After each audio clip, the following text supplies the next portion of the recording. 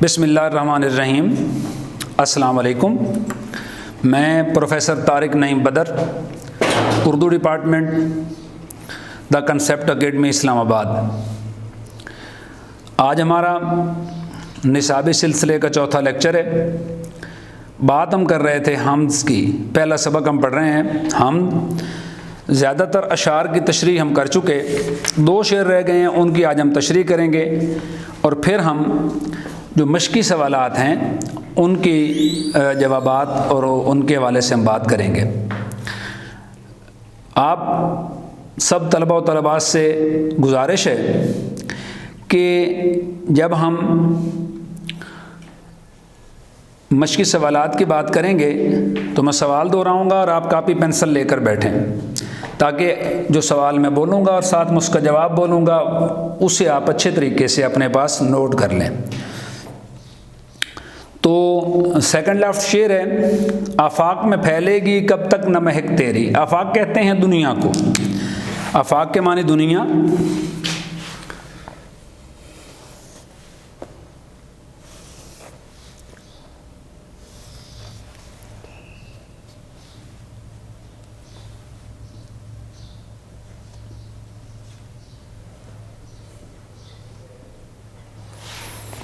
आफाक के मानी दुनिया।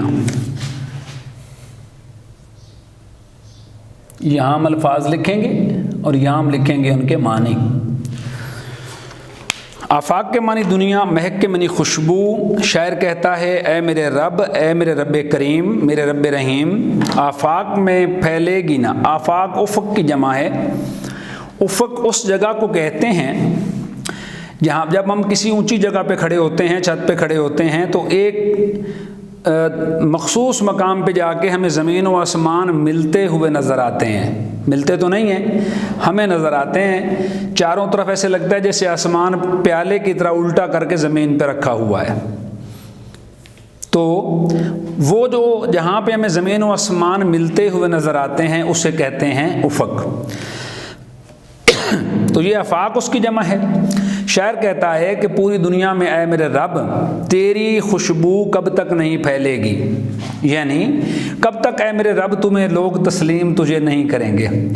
घर घर लिए फिरती है पैगाम सबा तेरा। सबा कहते हैं सुबह की ठंडी हवा को, सुबह की ताज़ा हवा सबा कहलाती है।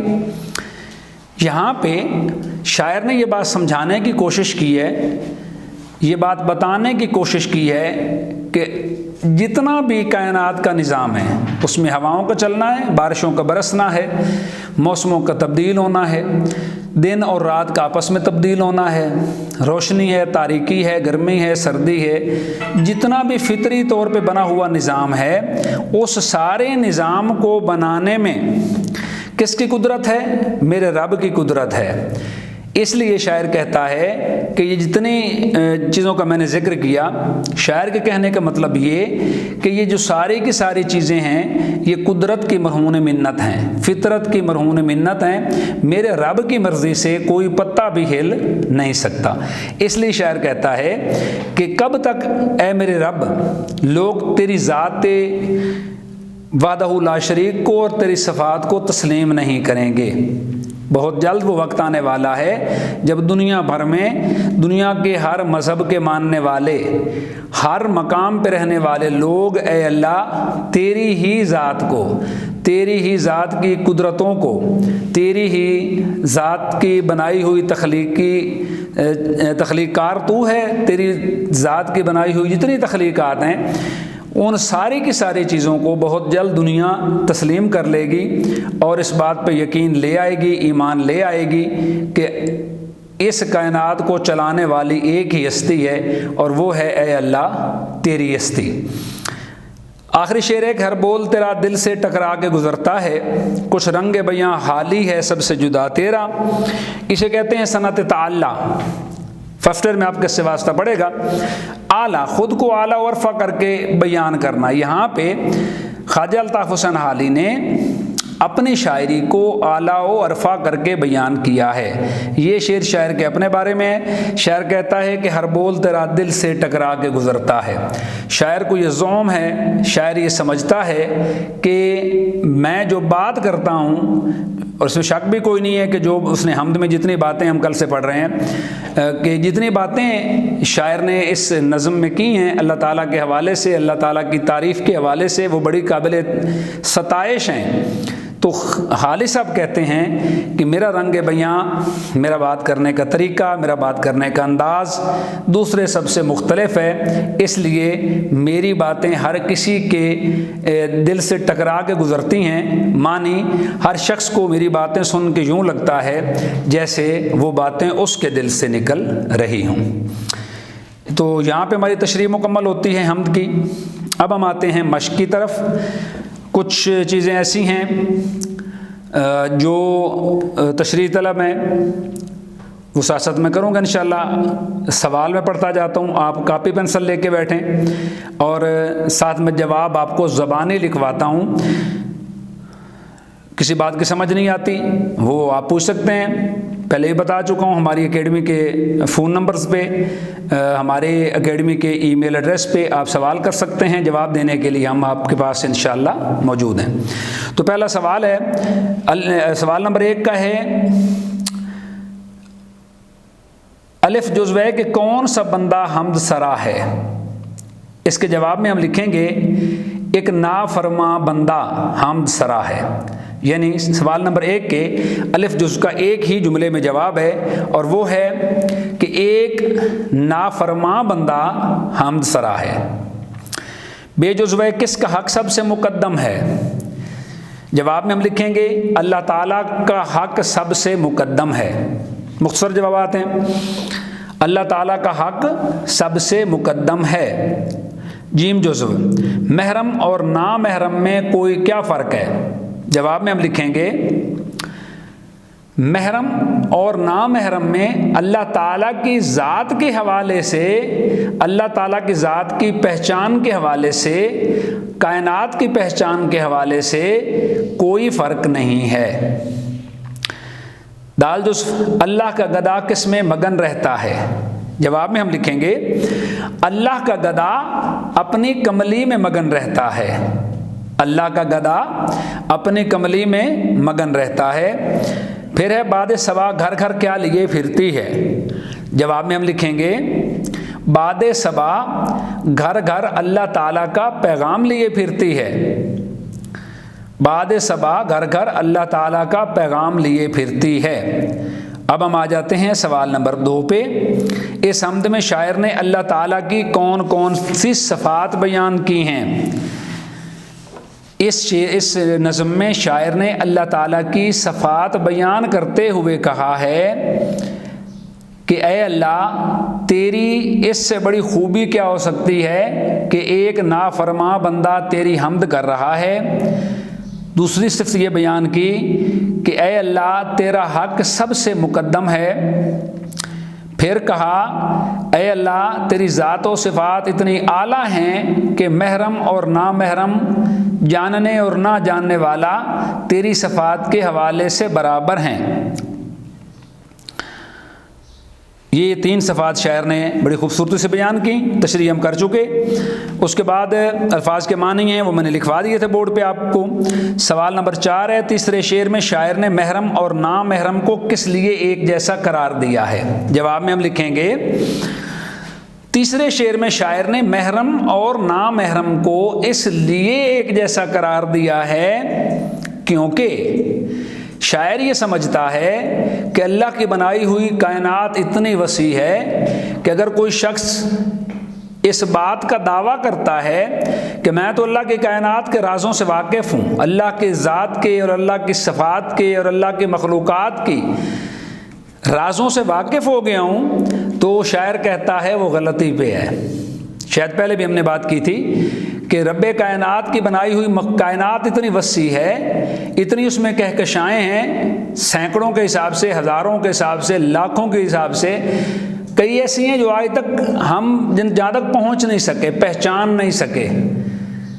तो उन इतनी सारी कहकशाओं में से एक कहकशां, इसमें बहुत से सितारे हैं, सैयारे हैं, उसका एक नन्हा सा जर्रा है ये ज़मीन जिसमें हम रहते हैं। तो हम सारी उम्र भी कोशिश करके अल्लाह के राज़ों को नहीं पा सकते। इसलिए शायर कहता है कि अल्लाह ताला की ज़ात के हवाले से, सफ़ात के हवाले से, उसकी बनाई हुई कायनात के हवाले से महरम भी ऐसा ही है जैसा कि है नामहरम।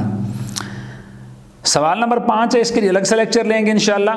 इशारात की मदद से हमद का खुलासा लिखें। फेडरल बोर्ड का जो पैटर्न है उसमें खुलासा सबक का नहीं आता, इसलिए ये इसमें हमें वक्त ज़ाया करने की ज़रूरत नहीं है। अगले इंशाअल्लाह टाइम बचेगा तो लेक्चर में किसी में मैं आपको मैं किसी लेक्चर में इसके हवाले से तफसील से बात बता भी दूंगा। इसके लेक्चर भी लेंगे और तशरीह करने के तरीके के साथ साथ मैं खुलासा भी आपको समझाऊंगा। अब आ जाते हैं सवाल नंबर 6 पे। आराब लगाकर तलफ़ुज़ वाज़े करें। आराब या रमूज़ औकाफ, ज़ेर ज़बर पेश, वाव और मैं, ये, क्यों, के वगैरह, ये सारे हैं रमूज़ औकाफ। ये आपका चूँकि सिलेबस नहीं है, ये सेकेंड ईयर का सिलेबस है, लेकिन सादा जो आराब हैं जिनमें कौन सी चीज़ें हैं, ज़बर, ज़ेर, पेश, शद, मद और जज़म, ये चंद चीज़ें ऐसी हैं जो आपके सिलेबस में या आपके जो सवालात आते हैं उसमें ये चीज़ें आप इस्तेमाल कर सकते हैं। पहला लफ्ज़ है बंदा नाफरमा। एक चीज़ रहेगी हमज़ा। याद रखिए, जिस तरह हम बात बयान करते हैं, जिस तरह हम बोलते हैं अल्फाज को, इस्तिलाहात के हवाले से, कवानीन के हवाले से जो बात हम आम रोज़मर्रा में बोलते हैं उसी तरह से उस पर ज़ेर ज़बर पेश लगाई जाती है। दूसरे लफ्ज़ों में आप कह सकते हैं कि आराब लगाने का मकसद ये है कि तलफ़्फ़ुज़ सही वाज़े हो सके। अब पहला लफ्ज़ है बंदा नाफरमा।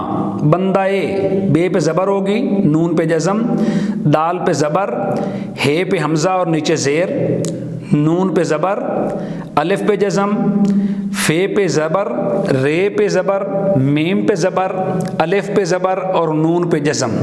ये चंद लफ्ज़ हैं, मैं बोर्ड पे लिख देता हूँ आपके आसानी के लिए। पहले मैं सारे अल्फाज लिखूँगा, उसके बाद मैं दूसरे मार्कर के साथ उस पर लगाऊँगा आराब, ताकि आपको आसानी हो। पहले अल्फाज लिख लें। बंदा नाफरमा, हमद सरा, मुकद्दम, महरम।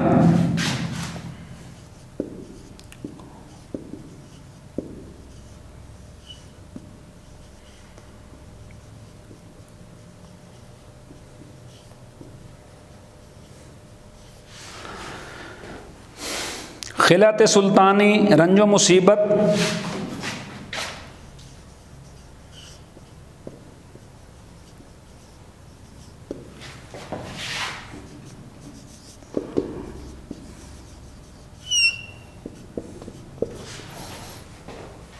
इसके बाद है आफाक और रंगे बयां।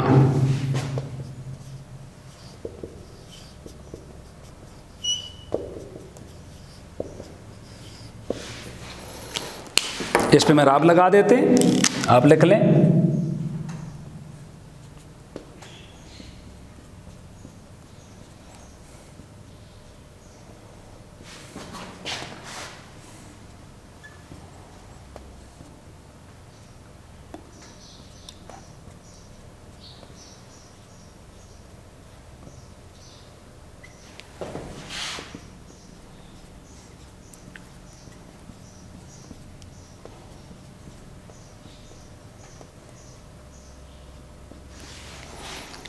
ये है इस सवाल का जवाब।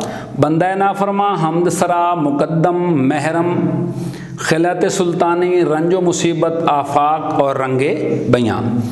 अब हम आ जाते हैं सवाल नंबर 7 पे। मुनासिब अल्फाज की मदद से मिसरे मुकम्मल करें। गो सबसे मुकद्दम है हक तेरा अदा करना। पहला होगा मुकद्दम,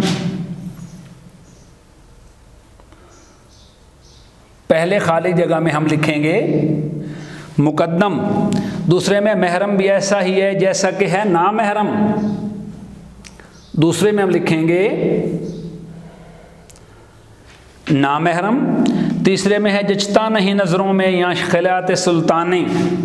जीम जुज़्व है, मैंने अलिफ बे डाल दी है, जीम जुज़्व, ये बे जुज़्व है और ये अलिफ जुज़्व है।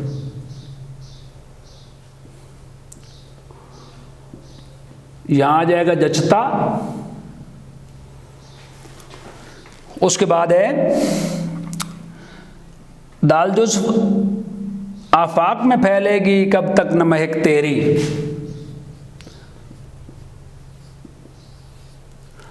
दाल में आफाक आएगा, फिर हे जुज़्व, हर बोल तेरा दिल से टकरा के गुजरता है। अब हम आ जाते हैं नाफरमा और ना महरम में ना साबका है। ऐसी 5 मिसालें तलाश करें जिसमें ना साबके के तौर पर इस्तेमाल हुआ हो। मैं आपको 5 लफ्ज़ लिख देता हूं यहां पे, लिखिए। पहला लफ्ज़ ना मुराद,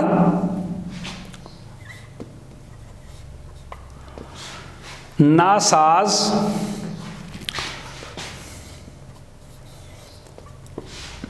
ना अहल। ना फरमा और ना महरम दिए गए हैं, 5 हमने और लिखने हैं। ना मुराद लिखा, ना साज लिखा, ना अहल लिखा,